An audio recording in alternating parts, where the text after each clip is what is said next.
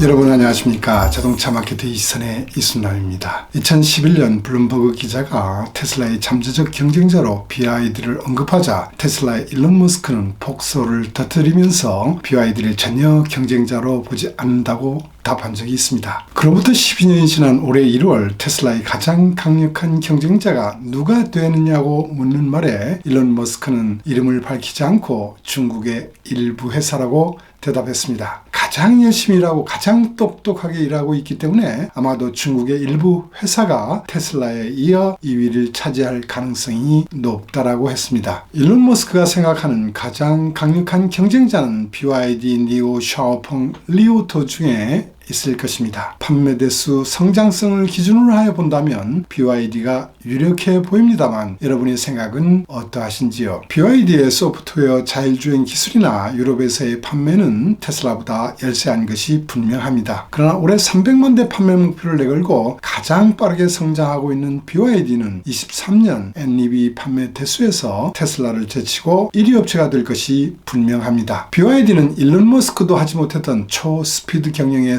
성과를 보여주고 있습니다. 20년에 42만 대 정도밖에 생산하지 못했던 BYD는 2년 후에 188만 대를 생산했습니다. 22년 말 시점에서 중국 내 BYD의 생산 능력은 1년 전에 비해 2배 이상 증가한 290만 대까지 확대되었습니다. BYD는 중국 시장 전체 판매에서 12.3%의 마켓셰어로 폭스바겐에 이어 2위를 하고 있습니다. NEV 시장으로 한정하여 보면 3년 만에 마켓셰어를 20%포인트나 증가시켜 현재 36%로 압도적인 1위를 하고 있습니다. NEV 판매 탑 10에는 1위를 차지하고 있는 송을 포함하여 6개의 모델이 있을 정도가 되었습니다. 또한 해외 시장에서도 알렉산드라 칭기스칸보다도 더 빠른 속도로 확대하면서 이미 태국과 이스라엘에서는 시장 1위를 하고 있습니다. 해외 생산에서도 내년부터 태국과 브라질 공장이 가동하게 됩니다. 이렇게 폭풍 성장하고 있는 BYD 성장 원동력이 무엇인지를 아는 것은 의미가 있다고 생각됩니다. 앞으로 몇 차례에 걸쳐 분석하는 기회를 가져보려 합니다. LFP 블레이드 배터리와 셀2 바디 8-in-1 EXL 등 기술 혁신일 수도 있고 테슬라보다 더 큰 범위로 추진하는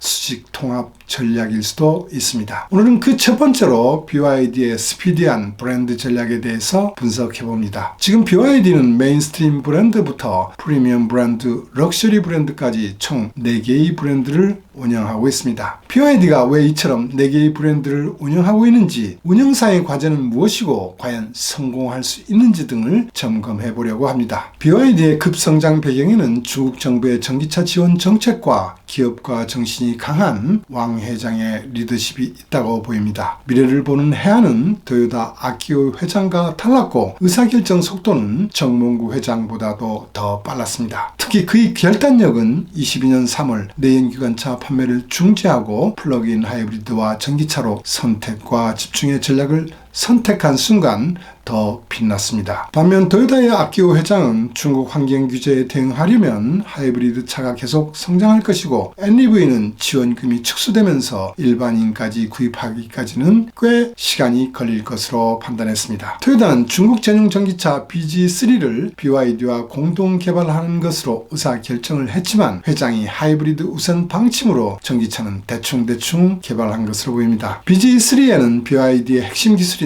셀2 바디 기술도 BYD.OS 같은 소프트웨어 기술도 적용되지 않았습니다. 토요타는 연비가 좋고 내구성이 우수하다는 토요타 브랜드 파워에 자만한 감이 있습니다. 이를 믿고 성능이 안 되는 전기차를 고가격으로 설정한 것은 토요타 중국 전략의 치명적 실패로 직결됐습니다. 일본 업체들이 올 10월까지 판매해서 전년비 16%나 많이 감소한 이유는 이런 미래시장을 잘못 읽은 부분과 자만심에 빠진 결과에 있었던 것입니다. BYD 상품 전개에는 BYD 브랜드의 핵심이 되는 왕조 시리즈가 있습니다. 2012년 진이라는 모델을 시작으로 한, 당, 송, 원이라는 모델을 전개하여 10만 유안에서 30만 유안까지 중장년층을 커버하고 있습니다. 21년에는 보다 젊은 층을 타겟으로 7만 유안에서 30만 유안까지를 커버하는 해양 시리즈를 추가했습니다. 이 시리즈에는 돌핀, 실, 시걸, 그리고 이번 광주 모터쇼에서 발표된 실 라이온이 있습니다. 왕조와 해양 시리즈는 BYD 브랜드를 대변하면서 메인스트림 고객을 대상으로 하지만 타깃이 되는 소비자를 명확히 구분하여 판매점과 상품을 소개하는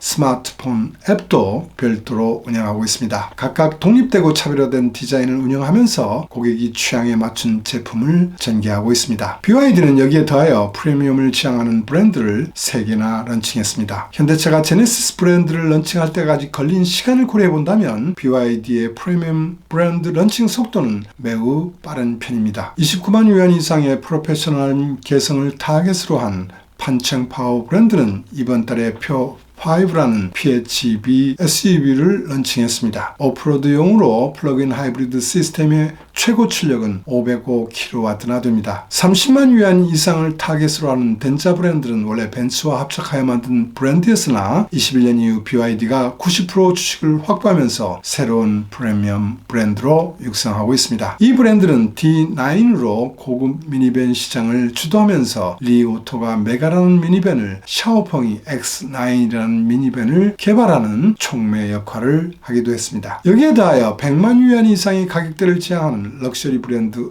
양왕도 런칭했습니다. 랜드로버 디펜더와 벤츠의 G클래스 등 정통 오프로드를 경쟁차로 하여 전장 5m를 넘는 U8과 2인승 슈퍼 스포츠카 U9을 이미 공개했습니다. BYD는 잘 아시는 것처럼 배터리 회사로 출발했지만 2003년에 자동차 회사를 인수하면서 자동차 사업을 시작했습니다. 2008년에 F3DM이라는 플러그인 하이브리드를 처음으로 개발했지만 시장 상황에 맞지 않아 그 당시는 거의 팔리지 않았습니다. 그래도 BYD는 포기하지 않고 2010년에는 버스, 12년에는 택시를 전기차로 개발했습니다. 사용 환경이 가장 가혹한 전기버스와 택시의 요구 품질을 만족하게 되면 품질이 담보되고 그 누구라도 BYD의 품질을 인정해 줄 것이라는 믿음이 있었습니다. 마치 정몽구 회장이 기아를 인수하고 나서 품질 경영을 시작한 것과 매우 비슷하게 품질을 중시하는 사상이 BYD에 있었다고 판단됩니다. 중국 로컬업체는 레거시 업체와 조인트 벤처를 통하여 기술과 품질 수준을 확보한 데 반하여 BYD는 거의 독자적으로 구축해왔기 때문에 품질 수준에서는 이들과 차이가 날 수밖에 없는 상황입니다. 아무리 전기차라 해도 자동차의 품질이 하루아침에 완성되기는 어렵습니다. BYD 디자인은 이제 더 이상 중국차처럼 보이지 않습니다. 기아가 피터 슈라이를 통해서 디자인 아이덴티티와 브랜드 이미지를 구축할 수 있었던 것처럼 BYD도 동일한 수법으로 볼프강 액가를 채용하여 혁신을 이루고 있습니다.